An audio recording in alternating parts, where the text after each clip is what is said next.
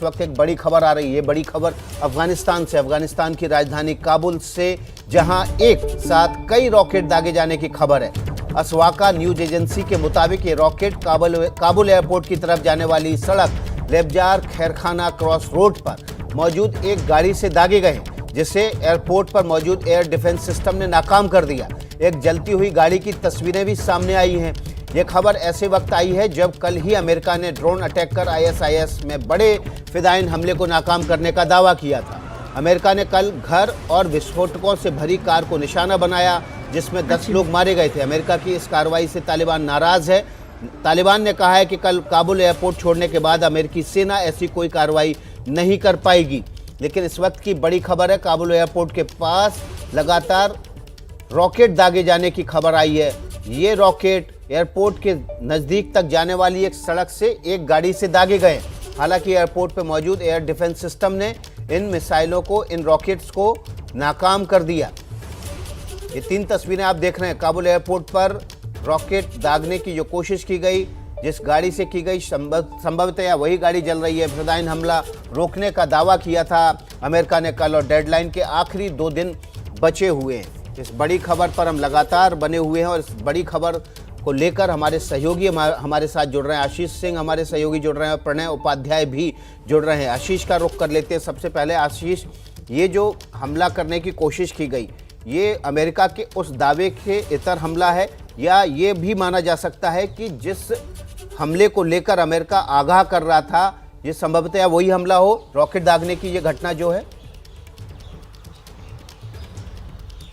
देखिए, लग तो ये रहा विकास, प्राइमा फेसाई जिस तरह की हमारी सोर्सेज से जानकारी हुई है, बहुत ज़्यादा स्पष्ट जानकारी इसको लेकर के नहीं आई है, लेकिन निश्चित तौर पर जो अमेरिका ने कार्रवाई की है, शायद उसका पलटवार है आतंकी गुटों के द्वारा, और इसकी आशंका थी विकास लगातार, जिसका आप जिक्र कर रहे हैं। खुद अमेरिकी कमांडर ने कहा था कि बैक टू बैक इस तरह के हमले हो सकते हैं। 2 दिन भी, मुझे लगता है पूरे 48 घंटे भी अब हम कह सकते हैं नहीं बचे हैं, जबकि 31 अगस्त की वो मियाद ख़त्म होती है जब अमेरिका को पुल आउट करना है पूरी तरह से अफगानिस्तान से। और इस बीच जवाबी कार्रवाई भी अफगानिस्तान ने की और उस प्लानर को मार गिराया था ISIS खुरासान के, जिसने कि काबुल एयरपोर्ट पर इतना बड़ा आतंकी हमला किया था। अभी छन की जानकारी आ रही है, लेकिन फिलहाल ऐसा लगता जरूर है, जो सोर्सेज बता रहे हैं कि संभव है कि ये कार्रवाई जो आज सुबह सुबह कई रॉकेट्स देखे गए हैं, दागे गए हैं, ये शायद आतंकी गुटों ने एक बार फिर से माहौल को डिस्टर्ब करने की कोशिश की। जी, हम अपने सहयोगी प्रणय उपाध्याय का रुख कर लेते हैं। आशीष साहब बने रहिए। प्रणय, 31 अगस्त की जो समय सीमा है उसमें 2 दिन का वक्त बचा है। क्या इस तरह के हमले करके अमेरिका को ये भी संकेत देने की कोशिश की जा रही है कि 31 अगस्त आपका आखिरी दिन है, उससे पहले जाइए, नहीं तो ऐसे हमले बढ़ सकते हैं?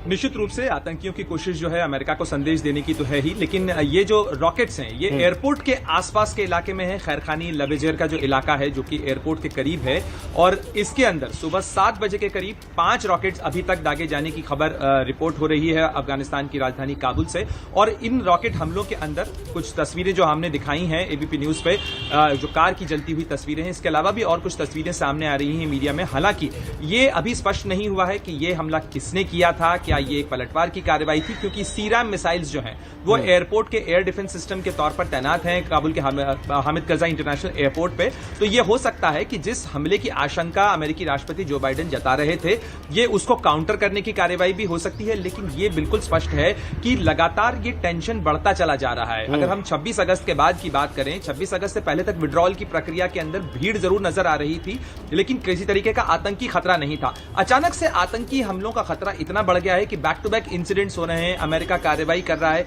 यानी ये साफ नजर आ रहा है कि 31 अगस्त के बाद की भी अफगानिस्तान की तस्वीर काफी जो है वो टर्बुलेंट होने वाली है, काफी अस्थिर होने वाली है, और ये तालिबान के लिए भी चुनौती है। जी प्रणय, जो बात आप कह रहे हैं कि 31 अगस्त के बाद की जो स्थिति है वो टर्बुलेंट होने वाली है, क्या इस बात का भी खतरा है? क्या सूत्र आपके बता रहे हैं कि जो तमाम आतंकी गुट हैं काबुल के भीतर या अफगानिस्तान के भीतर, उनके बीच भी वॉर छिड़ जाए, गृह युद्ध जैसे हालात हो जाए अफगानिस्तान में? देखिए विकास, न तो तालिबान एक मोनोलिथिक स्ट्रक्चर या संगठन है, वो कोई एक संगठन नहीं है, कई संगठनों का समूह है। दूसरी बात यह है कि इन तमाम आतंकी गुटों के अंदर जो भी अफगानिस्तान के इलाके में सक्रिय हैं, चाहे इस्लामिक मूवमेंट ऑफ उज्बेकिस्तान हो, ETIM हो, वहां हक्कानी नेटवर्क के भी कई फैक्शंस हैं, इसके अलावा लश्कर तोयबा, जैश ए मोहम्मद और साथ ही ISIS खुरासान, जिसके जो कि एक ब्रेकअवे फैक्शन कहा जाता है तालिबान का ही, तालिबान से ही उसके लोग निकले थे और अब उन्होंने इस्लामिक खालिफत के नाम पर अफगानिस्तान के अंदर अपना वर्चस्व स्थापित करने की कोशिश वो लोग कर रहे हैं। तो एक वर्चस्व की लड़ाई तेज हो सकती है। अमेरिका की मौजूदगी के कारण बहुत सारी चीजें रुकी हुई थी या दबी हुई थी, लेकिन अब इनके इंटेंसिफाई होने के या इनके बढ़ने का खतरा ज्यादा बढ़ गया है।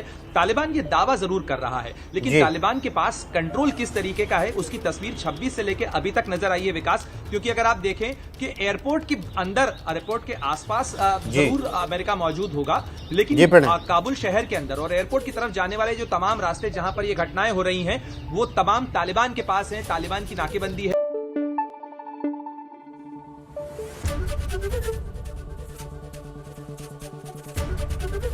ABP न्यूज आपको रखे आगे।